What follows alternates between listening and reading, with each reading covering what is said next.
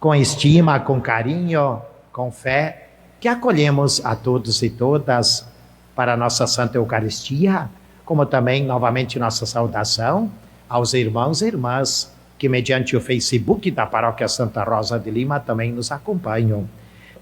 Nesta primeira semana do tempo da Quaresma, na nossa preparação para a Páscoa do Senhor Jesus. Temos hoje no Evangelho os apóstolos pedindo a Jesus: Senhor, ensina-nos a rezar.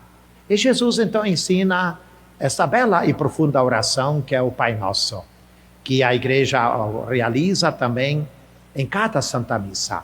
Nós começamos o rito da Santa Comunhão com a oração do Pai Nosso. Poderíamos até dizer que a oração do Pai Nosso é como que a síntese de tudo aquilo que Jesus veio ensinar no mundo. Um mundo com justiça, um mundo com paz, um mundo com muita luz, um mundo com muita esperança. Quando nós assimilamos, quando nós compreendemos o significado da palavra por palavra do Pai Nosso, e nós deixamos que esta palavra entre no nosso coração, nos renove e nos transforme, aí nós também somos pessoas felizes e abençoadas. Como é bom nós interiorizarmos esta grande e profunda oração que é o Pai Nosso. Queremos também hoje lembrar em Santa Rosa de Lima o tema da solidariedade humana. Nesse período de pandemia, quanto nós como pessoas precisamos nos reinventar também na solidariedade humana. Também como humanidade, certamente nós crescemos muito na solidariedade humana. Algumas semanas atrás, acompanhávamos em Petrópolis, no Rio de Janeiro, aquela situação das chuvas fortes. Quanta solidariedade humana foi prestada, né? Até às vezes eu acho que na minha reflexão diária, que muitas vezes Deus deixa acontecer certas situações para nos testar, para nos provar como pessoas, para nos testar e provar como humanidade. Muitas vezes o ser humano se esquece de Deus. A humanidade muitas vezes se esquece de Deus. E as situações aparecem no mundo para a gente se dar conta. O que Deus tem a me ensinar com esse fato, com essa situação? Como é bom nós sempre percebermos a presença de Deus no mundo, os sinais de Deus se manifestando nos fatos, nas situações da nossa vida, do nosso dia a dia. Então a solidariedade humana que é tão importante, né? E na pandemia nós também sentimos e experimentamos a solidariedade humana. Muitas vezes não conseguimos a solidariedade humana na pandemia. Eu vejo por mim como padre, quantas vezes que a gente não podia fazer uma encomendação de um corpo que faleceu pelo Covid. Quantas vezes a gente não podia visitar um doente numa casa de família, num hospital por causa do Covid-19.